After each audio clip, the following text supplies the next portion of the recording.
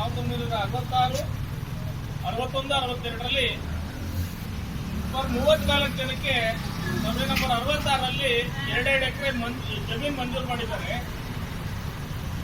ಅದಾದ ನಂತರ ಅಲ್ಲೆಲ್ಲ ಇರ್ತಕ್ಕಂಥ ಬಡವರು ಜಮೀನನ್ನ ಉಳುಮೆ ಮಾಡಿದ್ದಾರೆ, ಬೆಳೆಯನ್ನು ಬೆಳೆದಿದ್ದಾರೆ.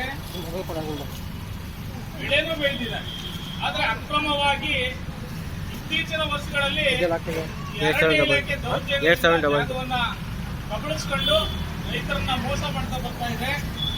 ಹಾಗಾಗಿ ನಾವು ಕೆಲವೇ ದಿನಗಳಲ್ಲಿ ಏನು ನಮ್ಮ ಜಮೀನಿನಲ್ಲಿ ಸಾಗು ಮಾಡ್ತಕ್ಕಂಥ ಸಂದರ್ಭದಲ್ಲಿ ಮತ್ತೊಮ್ಮೆ ಈ ಮಾವಿನಕಟ್ಟೆ ಅರಣ್ಯಾಧಿಕಾರಿಗಳು ದೌರ್ಜನ್ಯದಿಂದ ಸಾಗು ಮಾಡ್ಲಿಕ್ಕೆ ಬಿಡ್ತಾ ಇಲ್ಲ. ಈಗಾಗಲೇ ಮಳೆ ಬರ್ತಾ ಇದೆ, ಸಾಗು ಮಾಡಬೇಕು. ಸಾಗು ಮಾಡ್ತಾ ಇದ್ರೆ ಜೀವನ ಇಲ್ಲ. ಆ ಬೆಳೆಯಲ್ಲಿ, ಆ ಭೂಮಿಯಲ್ಲಿ ಬೆಳೀತಕ್ಕಂಥ ಬೆಳೆಯಲ್ಲಿ ನಾವು ಜೀವನ ಮಾಡಬೇಕಾಗಿದೆ. ಮತ್ತು ನಮ್ಗೆ ಈಗಾಗಲೇ ಪಾಣಿ ನಮ್ಮ ಹೆಸರಲ್ಲಿದೆ, ರೈತರ ಹೆಸರಲ್ಲಿ, ರಿಟೇಷನ್ ಅವ್ರ ಹೆಸರಲ್ಲಿದೆ.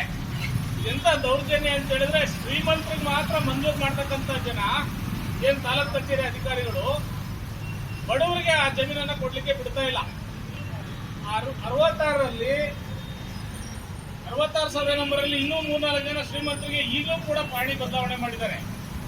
ಆದ್ರೆ ನಿಜವಾದ ಫಲಾನುಭವಿಗಳಾದಂತ ಏನು ಸರ್ವೆ ನಂಬರ್ ಇರ್ತಕ್ಕಂಥವ್ರು ಎಲ್ಲರೂ ಕೂಡ ಪರಿಶಿಷ್ಟ ಜಾತಿ, ಪರಿಶಿಷ್ಟ ವರ್ಗದ ಜನರಾಗಿರೋದ್ರಿಂದ ಇವರಿಗೆ ಜಮೀನು ಕೊಡ್ತಕ್ಕಂಥ ಸನ್ನಿವೇಶದಲ್ಲಿ ಈ ಜಮೀನನ್ನ ಕಬಳಿಸಬೇಕು ಅಂತ ಕೆಲವು ಶ್ರೀಮಂತರು, ಏನು DBಹಳ್ಳಿ ಅಥವಾ ಇತರೆ ಶ್ರೀಮಂತರು ಆ ಜಮೀನನ್ನು ಕಬಳಿಸಬೇಕು ಅಂತ ಕಾಯ್ತಾ ಇದ್ರೆ, ಅದಕ್ಕೆ ತಾಲೂಕು ಕಚೇರಿಯ ಕೆಲವು ಭ್ರಷ್ಟ ಅಧಿಕಾರಿಗಳು, ಅರಣ್ಯಾಧಿಕಾರಿಗಳು ಸೇರ್ಕೊಂಡು ಜಮೀನನ್ನ ನಮ್ಗೆ ಬಡವರಿಗೆ ಸಾಗು ಮಾಡಕ್ ಬಿಡ್ತಾ ಇಲ್ಲ. ಆದ್ರೆ ನಾವ್ ಹೇಳ್ತಾ ಇದೀವಿ, ಈ ದೇಶದಲ್ಲಿ ಭಾರತ ಸಂವಿಧಾನ ಹೇಳಿದೆ, ನಿಮ್ಮ ಹಕ್ಕನ್ನ ಪಡಿಬೇಕಾದ್ರೆ ನೀವು ಹೋರಾಟ ಮಾಡಬೇಕು ಅಂತೇಳಿ. ನಮ್ಮ ಹೆಸರಲ್ಲಿ ಪಾಣಿ ಇದೆ, ನಮ್ಮ ಹೆಸರಲ್ಲಿ ಮ್ಯೂಟೇಷನ್ ಇದೆ. ಅವತ್ತು ಇದೇ ತಹಶೀಲ್ದಾರ್ ಕೊಡ್ತಾರೆ. ಇವತ್ತು ಇದೇ ತಹಶೀಲ್ದಾರ್ ಮತ್ತು ಅರಣ್ಯಾಧಿಕಾರಿಗಳು ಸಾಗು ಮಾಡಕ್ ಬಿಡಲ್ಲ ಅಂದ್ರೆ ಇದು ದೌರ್ಜನ್ಯದ ಕೆಲಸ, ಇದು ದಬ್ಬಾಳಿಕೆ ಕೆಲಸ.